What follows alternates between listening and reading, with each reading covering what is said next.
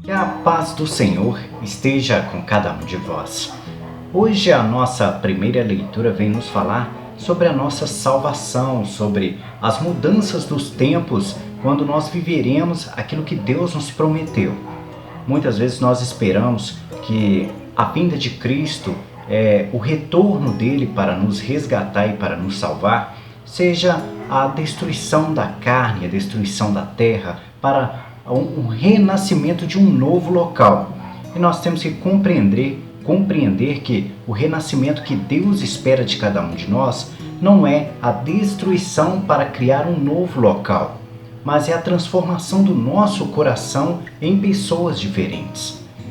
Nós já vimos situações que nós mesmos passamos por elas.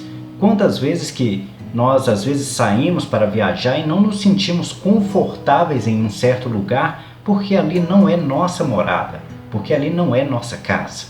Eu mesmo conheço pessoas que às vezes viajam e têm dificuldade de utilizarem o próprio banheiro de outro lugar porque estão acostumados a utilizarem um banheiro de dentro de sua casa. Estão habituadas e fazem dali um ritual aonde se sentem confortáveis, se sentem bem e se sentem num ambiente que se sentem seguros para poderem fazer suas necessidades. Isso é um exemplo bobo e simples, mas é um exemplo que nós podemos entender muito bem em relação ao plano terrestre. Nós não temos que nos preocupar com onde estamos, mas com como está o nosso coração. O nosso coração tem que estar tranquilo e em paz, da mesma forma que nós nos sentimos tranquilo e em paz em nossas casas. Em nossas casas nós nos sentimos bem, queremos viver as coisas que nós vivemos. Nós às vezes dentro da nossa casa nos vestimos da forma humilde, simples, às vezes nos vestimos até mesmo como mendigos dentro da nossa casa, porque é a forma que nós nos sentimos melhor, em paz e confortáveis. Agora, quando nós saímos para a rua, às vezes usamos roupas apertadas, calçados apertados, nos machucamos até mesmo com as nossas vestes para poder agradar a sociedade. Não nos sentimos confortáveis, mas queremos mostrar às pessoas que nós somos pessoas de bons status, pessoas bem arrumadas e bem vestidas. Sendo que o que Deus espera de nós é a paz e a tranquilidade no nosso coração em estarmos bem aonde quer que nós estejamos. Deus não está preocupado em destruir a nossa terra, mas é em destruir o pecado, em acabar com tudo aquilo que nos consome e nos faz pecadores. Por isso, a preocupação que você tem que ter no seu coração é em afastar de você esses pensamentos de que o que o outro está pensando de você. Você deve viver aquilo que Deus espera de você sem se preocupar com o que os outros estão olhando. Se você decidiu ser amor, pratique o amor de Deus em qualquer lugar, em qualquer situação, não importa onde quer que você esteja. Se sinta confortável em qualquer lugar que Deus criou para você. A Terra é um plano que Deus nos criou para que nós pudéssemos usufruir dela. É claro que o nosso pecado acabou politicalizando isso, fazendo com que nós vendêssemos um pedaço daquilo que Deus nos deu. Hoje, se você quer ter uma moradia, você tem que pagar para ter. Mas Deus te deu isso de graça. O plano terrestre foi gratuito para todos nós, mas nós decidimos comercializar aquilo que ganhamos de presente de Deus. Hoje, se quisermos ter a paz do nosso lar, nós temos que pagar por isso. Infelizmente, é isso que nos faz ainda mais pecadores, mais gananciosos, mais corruptíveis em relação ao coração humano, porque nós começamos a fazer daquilo que Deus nos deu de presente propriedade. Deus deu a Adão uma mulher para que ele pudesse ter uma companheira. E hoje, muitos de nós recebemos a dádiva de receber uma companheira em nossa vida, ou um companheiro para a nossa vida, e nós começamos a tratá-los como propriedade. O ciúme é tão excessivo que nós passamos a tratar essa pessoa como um objeto, que não pode olhar para lugar nenhum, que não pode atravessar a rua, que não pode cumprimentar ninguém e às vezes não pode cumprimentar nem mesmo um familiar. Porque o ciúme é possessivo e faz dessa pessoa um objeto. A nossa primeira leitura vem nos falar exatamente sobre isso. Para nos afastarmos desse tipo de pensamento, de nos afastar desse desejo de fazer do outro propriedade, mas que nós possamos ser todos iguais, irmãos, viver a fraternidade e viver aquilo que Jesus Cristo nos convida a viver a todo instante, a viver esse amor, a viver a paz que tanto nos é chamada a viver pelo nosso Senhor Jesus Cristo. Vamos ouvir agora uma reflexão do nosso Salmo Responsorial. Nosso Salmo Responsorial vem nos trazer o seguinte refrão: Ó Senhor, vós fostes sempre um refúgio para nós. E esse refrão me trouxe à mente aqui uma música que talvez alguns de vocês conhecem. A música, se não me engano, o nome dela é Só por Ti, Jesus. A música diz: Só por Ti, Jesus, quero me consumir, como vela que queima no altar, me consumir de amor. Quando nós fomos feitos por Deus, Deus nos deu uma chama de vida. Nós somos como essa vela que é citada nessa música. E Deus nos deu uma chama de vida para que nós pudéssemos viver de acordo com a sua vontade. Aquele que decide trilhar nos caminhos de Deus e viver aquilo que Deus espera dele, manterá essa chama acesa, independente do que acontecer no mundo. Porém, nós temos aí os pecados, as tribulações, os problemas que vêm tentar apagar a chama do nosso coração, nos colocar na escuridão, sem chama para apagar, para poder derreter essa cera dessa vela. Nós acabamos nos consumindo num pecado e perdendo a oportunidade de viver a chama de Deus, de ser vela na vida de Deus, na vida do nosso irmão e na nossa própria vida. Porque nós precisamos de iluminar o mundo, ser luz para as nações.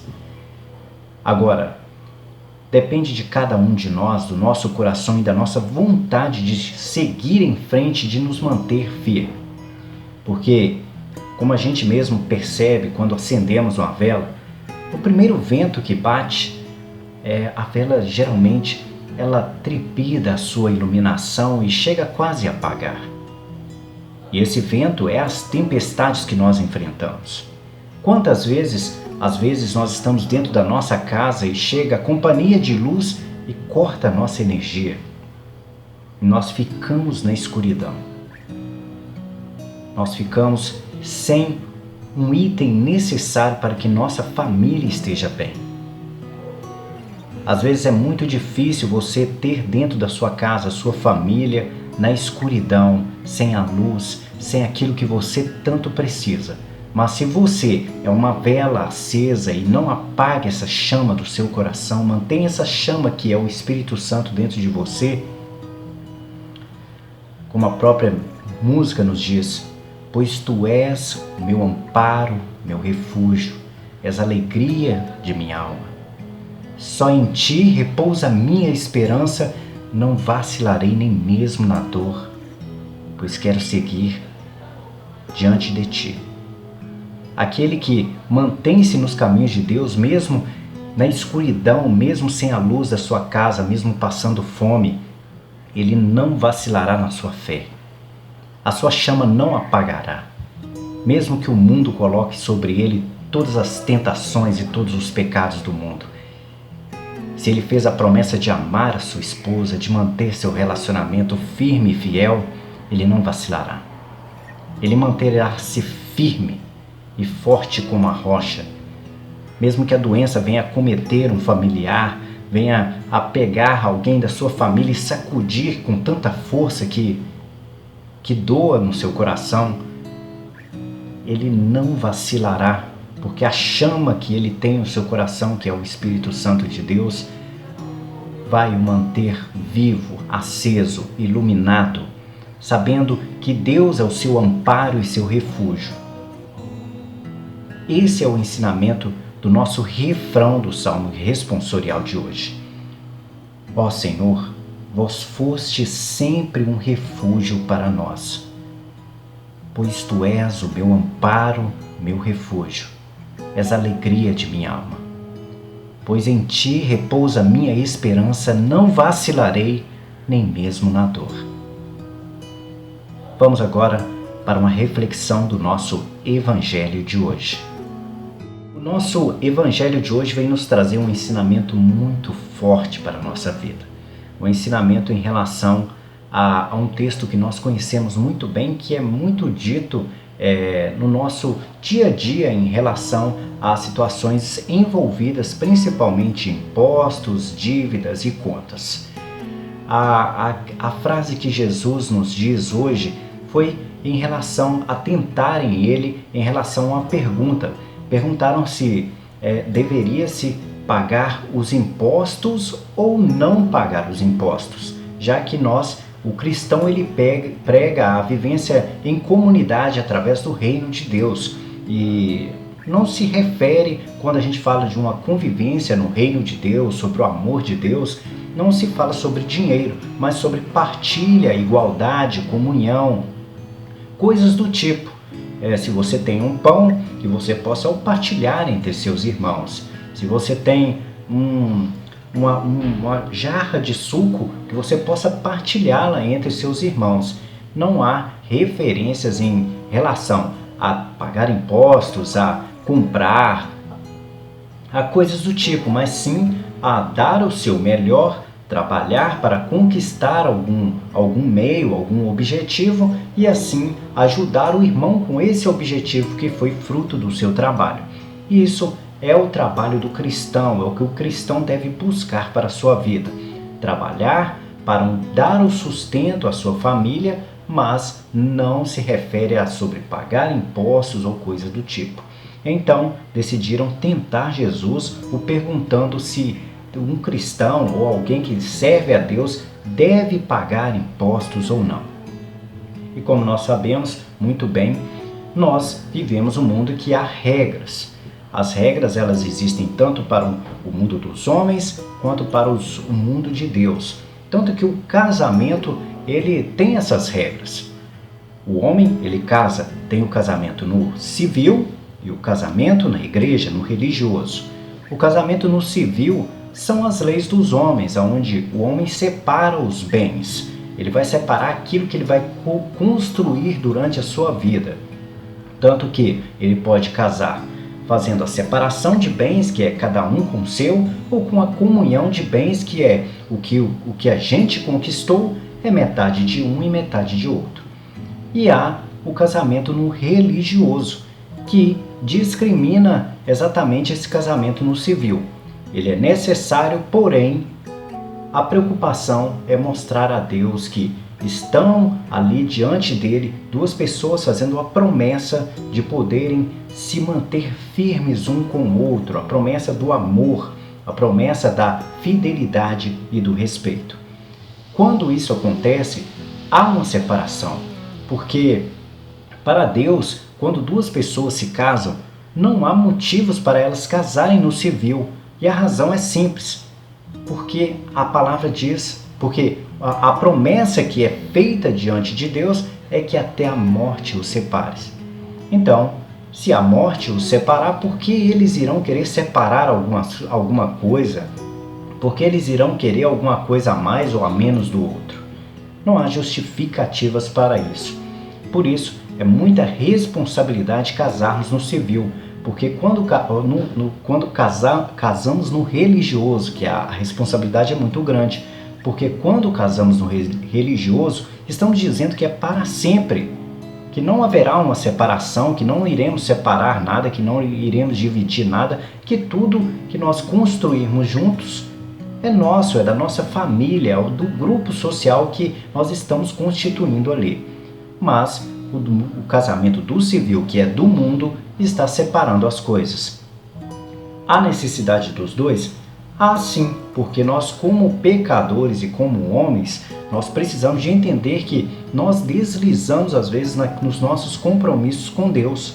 E quando nós deslizamos nos nossos compromissos com Deus, nós passamos a ser pecadores e a servir o diabo. E quem serve ao diabo tem a necessidade de ter as regras dele também, que é de separar o materialismo, que o diabo é preocupado muito bem com isso, que tanto que as brigas e os conflitos, as separações de casais geralmente são voltadas a essas coisas. E isso só traz conflitos, discórdias, ódio, mágoa, só esses tipos de sentimento que não pertencem a Deus. O sentimento que pertence a Deus está no que até que a morte o separe. Se há uma tristeza, será de saudade porque você perdeu o seu companheiro para a morte, mas não por causa de ganância, de cobiça e de desejo de coisas que deveriam ser para sempre. Por isso, Jesus, ao ser questionado se os impostos deveriam ser pagos, ele diz, ao pedir que eles trouxessem uma moeda, mostrou que a face que havia naquela moeda era a face de César. Então Jesus disse essa frase muito conhecida e muito popular: dê a César o que é de César e dê a Deus o que é de Deus. Através da explicação que eu dei sobre o casamento, é muito fácil compreender isso. A César, nós devemos dar as nossas contas sim, pagar nossos impostos, trabalhar honestamente, tudo que tem impostos e contas para pagar, nós devemos fazê-lo. Você teve o consumo de energia na sua casa, pague a sua conta de energia. Teve consumo de água, pague sua conta de água. Você mora de aluguel, pague o seu aluguel. Você tem impostos para pagar do seu veículo, do seu imóvel, pague os seus impostos. Cumpra com aquilo que você prometeu ao seu irmão, respeitando o segundo mandamento: amarás o próximo como a ti mesmo. Porque aquele irmão seu que tem aquela empresa, que trabalhou duro para constituí-la, espera que você seja honesto com ele. E sendo honesto com ele, pagando as suas contas em dias, você estará amando ao próximo como a ti mesmo. Por isso, deve sim pagar impostos a César, a quem for que seja o seu irmão, para respeitar o segundo mandamento. Agora, dê a Deus o que é de Deus. Dê a César o que é de César e dê a Deus o que é de Deus e o que é de Deus. O Deus é o compromisso que você tem em amar a Deus sobre todas as coisas e amar ao próximo. Então, amor, respeito, fidelidade, compaixão, comunhão, isso é que Deus espera que você dê a Ele. É o que Deus espera que você entregue a Ele. E o fato de você pagar as suas contas ao seu irmão é demonstração de respeito com Ele. Que você teve o compromisso de honrar com aquilo que você utilizou, que Ele te forneceu e te ofereceu. Nós temos os nossos compromissos e temos que respeitá-los, tanto com nossos irmãos quanto com Deus. Deus nos impôs regras, mas nossos irmãos também irão nos impor regras. E nós temos que entender que há limites para tudo na vida. Tanto que o pecado original é por falta do homem obedecer esses limites. Não deveria tocar no fruto do pecado e ele tocou. E assim desobedeceu os limites que Deus o entregou. Com isso, nós encerramos hoje a nossa reflexão do nosso Evangelho e a reflexão da nossa liturgia da palavra. Espero que tenham gostado, tenham compreendido e que a paz do nosso Senhor Jesus Cristo esteja com cada um de vós.